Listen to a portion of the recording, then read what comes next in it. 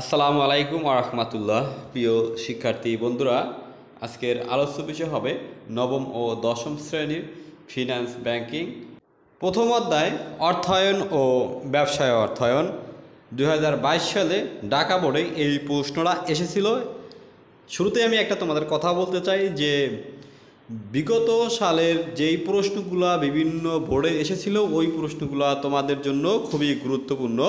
যারা 2025 সালে এসএসসি পরীক্ষা দিবা, বিশেষ করে ধরো 16 থেকে বা 2015 সাল থেকে তোমাদের এই 2024 সাল পর্যন্ত যেই সৃজনশীল প্রশ্নগুলো এসেছিল ওই প্রশ্নগুলো তোমাদের কাছে খুবই গুরুত্বপূর্ণ এবং সেই প্রশ্নগুলো তোমরা কিন্তু খুবই গুরুত্বপূর্ণ সহকারে নিবা। তাহলে চলো প্রশ্নে চাই আমরা। মিস্টার মাজেদ একজন ক্ষুদ্র ব্যবসায়ী। তিনি নতুন বাড়ি নির্মাণের জন্য আত্মীয় স্বজনের কাছ থেকে ধার নেন এবং ব্যাংক থেকে 7 বছর মেয়াদে 20 লক্ষ টাকা 5.50% হারে সুদে ঋণ নেন। ঋণের উদ্ধৃত অর্ধেক অর্থ নিজ বা নিজস্ব পোলট্রি খামারে বিনিয়োগ করেন। এখন দেখো, এটা যদি আমরা নিজের ভাষায় বলি যে মিস্টার মাজেদ একজন ক্ষুদ্র ব্যবসায়ী, সে নিজস্ব বা নিজের বাড়ি নির্মাণের জন্য আত্মীয়স্বজনের কাছ থেকে ঋণ নেন এবং ব্যাংক থেকে 7 বছরের মেয়াদি বা 7 বছরের জন্য 20 লক্ষ টাকা 5.50% হারে সুদ দেন এবং এই 20 লক্ষ টাকার সেই অর্ধেক টাকা নিজস্ব পোলট্রি খামারেও বিনিয়োগ করেন। যাই হোক, এখন আসি আমরা প্রশ্ন, এরপরে কিন্তু আমরা ধাপে ধাপে এই প্রশ্নগুলো আলোচনা করব। শুরুতে ক নম্বর প্রশ্ন আছে, দেখো যে পিপি এর পূর্ণরূপ কি? তাহলে কয়ের উত্তর হবে যে পিপি এর পূর্ণরূপ হলো পাবলিক প্রাইভেট পার্টনারশিপ। এরপর আমরা খ নম্বর প্রশ্নে যাব যে তারল্য ও মুনাফার মধ্যে ভারসাম্য রক্ষাকারী নীতিটি ব্যাখ্যা করো। তাহলে ক্ষয়ের উত্তর এভাবে সাজাবা যে তারল্য ও মুনাফার মধ্যে ভারসাম্য রক্ষাকারী নীতিটি হলো তারল্য বনাম মুনাফা নীতি। নগদ অর্থ তথা তারল্য ও মুনাফার মধ্যে বিপরীত সম্পর্ক বিদ্যমান। নগদ অর্থ বেশি রাখলে বিনিয়োগ কম হয়, ফলে মুনাফা কমে যায়। আবার মুনাফা বৃদ্ধি প্রকল্পে বেশি বিনিয়োগ করা হলে তারল্য ঘাটতি হয়।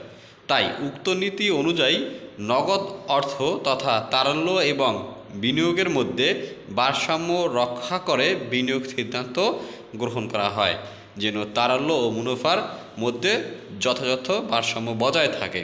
এখানে এই কথাটার অর্থ হলো যাইয়া, তুমি যদি তোমার ব্যবসায় তারল্য বেশি রাখো তাহলে সেক্ষেত্রে দেখা যায় তোমার মুনাফা কম হবে, আবার মুনাফার আশায় বেশি যদি তুমি বিনিয়োগ করো তাহলে তোমার তারল্য ঘাটতি দেখা দেবে। এরপরে আমরা গ নাম্বার প্রশ্নে যাই। মিস্টার মাজেদ কোন ধরনের অর্থায়ন করেছে ব্যাখ্যা করো। তাহলে দেখো, আমরা আরেকবার উদ্দীপকটা একটু পড়ি, তাহলে আমাদের বুঝতে আরও সহজ হবে। এখানে দেওয়া আছে মিস্টার মাজেদ একজন ক্ষুদ্র ব্যবসায়ী। তিনি নতুন বাড়ি নির্মাণের জন্য আত্মীয় স্বজনের কাছ থেকে ধার নেন এবং ব্যাংক থেকে 7 বছর মেয়াদি 20 লক্ষ টাকা 5.50% হারে সুদে সুদের ঋণ নেন। এখন এইখানে সে কি কাজ করছে? তার নিজের বাড়ি বা নিজস্ব বাড়ি নির্মাণের জন্য সে যেহেতু এখানের আত্মীয় স্বজনের কাছ থেকে ঋণ নিয়েছে এবং ব্যাংক থেকেও সে কী করছে 20 লক্ষ টাকা ঋণ নিয়েছে। তাহলে এটা দেখো কোন অর্থায়নের অন্তর্ভুক্ত মধ্যে পড়ে? তাহলে এটা বলা যায় না যে পারিবারিক অর্থায়নের মধ্যে পড়ে, কেননা সে তো পরিবারের বাড়ি নির্মাণের জন্য সে কিন্তু এই টাকাগুলো সংগ্রহ করতে বা ঋণ নিয়েছে, সেহেতু এটা কোন অর্থায়নের অন্তর্ভুক্ত? পারিবারিক অর্থায়নের অন্তর্ভুক্ত। আর যে বাকি যেটা আছে যে তোমার ঋণের উদ্ধৃত অর্ধেক অর্থ নিজস্ব পোলট্রি খামারে বিনিয়োগ করেন, এটা কিন্তু ব্যবসায় অর্থায়ন হবে। যাই হোক, এ বিষয়ে আমরা পরে আলোচনা করি, আগে গ নাম্বার প্রশ্নে আমরা যাই। গ নাম্বার দিয়ে উত্তরের পরে আমরা সাধারণভাবে উদ্দীপকে মিস্টার মাজেদ পারিবারিক অর্থায়ন করেছেন। এখন দেখো, এরপরে এই কথাটার জন্য তোমরা 1 মার্ক পাবা। এরপর পারিবারিক অর্থায়ন কাকে বলে তোমরা এটা একটু ব্যাখ্যা দেবা। পারিবারিক অর্থায়ন বলতে পরিবারের জন্য পরিকল্পনা মাফিক অর্থের উৎস নির্ধারণ যথাযোগ্য ব্যবহারকে বোঝায়। এ ধরনের অর্থায়নে অর্থের ঘাটতি থাকলে সেক্ষেত্রে আত্মীয় স্বজন, বন্ধুবান্ধব, ব্যাংক ঋণ প্রভৃতি উৎসের মাধ্যমে অর্থায়নের বা অর্থের যোগান দেওয়া হয়। উদ্দীপকে মিস্টার মাজেদ, এবার তোমরা জাস্ট করবা কি উদ্দীপকটা তুলে দেবা, ঠিক আছে? যেভাবে আছে ওইভাবে হুবহু দিলে কোনো সমস্যা নাই। উদ্দীপকে মিস্টার মাজেদ নতুন বাড়ি নির্মাণের জন্য আত্মীয় স্বজনের কাছ থেকে ধার নেন। এছাড়াও তিনি ব্যাংকে ঋণও গ্রহণ করেন। তার বাড়ি নির্মাণের অর্থায়নের উদ্দেশ্য ছিল পরিবারের সদস্যদের কল্যাণ সাধন।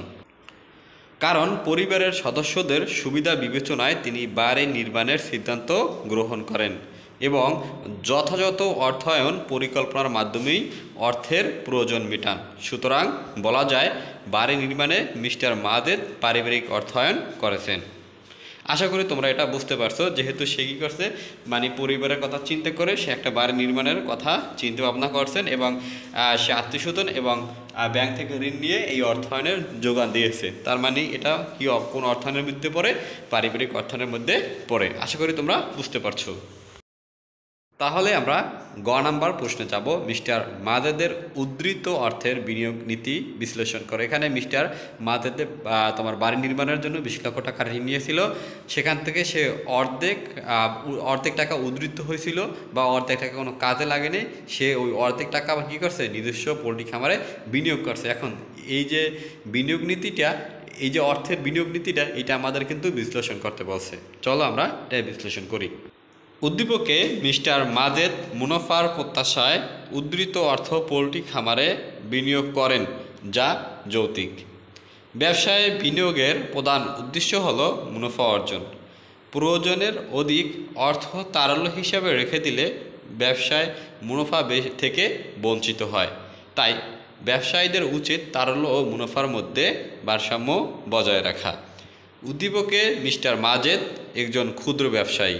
তিনি বাড়ি নির্মাণের জন্য ঋণ গ্রহণ করেন, তবে বাড়ি তৈরির পর কিছু অর্থ অবশিষ্ট থেকে যায়, যা তিনি মুনাফা অর্জনের উদ্দেশ্যে পোলট্রি খামারে বিনিয়োগ করেন। উদ্দীপকে মিস্টার মাজেদ অলস অর্থ হাতে না রেখে মুনাফা অর্জনের প্রত্যাশায় উক্ত অর্থ পোলট্রি খামারে বিনিয়োগ করেন, কারণ তিনি নিজেই একজন ব্যবসায়ী, ফলে তারল্য ও মুনাফা নীতি অনুসরণ করেন।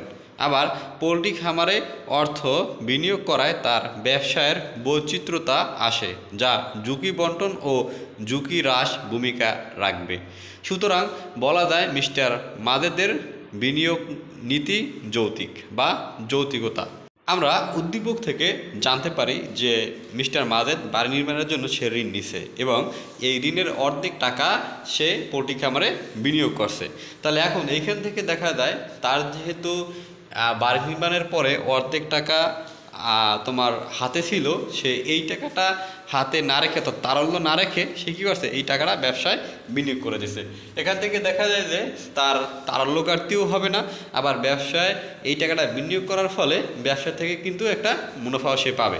তাই এখানে কিন্তু বলা যায় যে মিস্টার মাজেদের বিনিয়োগ নীতিটি যৌক্তিক। এই যৌক্তিক কথাটা দ্বারা বোঝায় যে মিস্টার মাজেদের বিনিয়োগ সিদ্ধান্তটি সঠিক হয়েছে।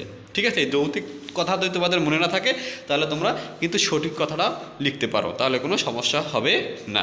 প্রিয় শিক্ষার্থীরা, প্রথম অধ্যায় থেকে আরও অনেক সৃজনশীল প্রশ্নের উত্তর দেব এবং সর্বশেষ তোমাদের একটা সাজেশন আকারে ক প্রশ্নের জন্য যে অর্থাৎ তোমাদের যে 1 মার্কের যে প্রশ্ন আসে ওর জন্য তোমাদের 10 থেকে 15টা শর্ট প্রশ্ন নিয়ে একটা সাজেশন তৈরি করবে এবং সেটাও তোমাদের মাঝে খুব শীঘ্রই দেবো ইনশাল্লাহ। সবাই সুস্থ থাকো, ভালো থাকো, আল্লাহ হাফেজ।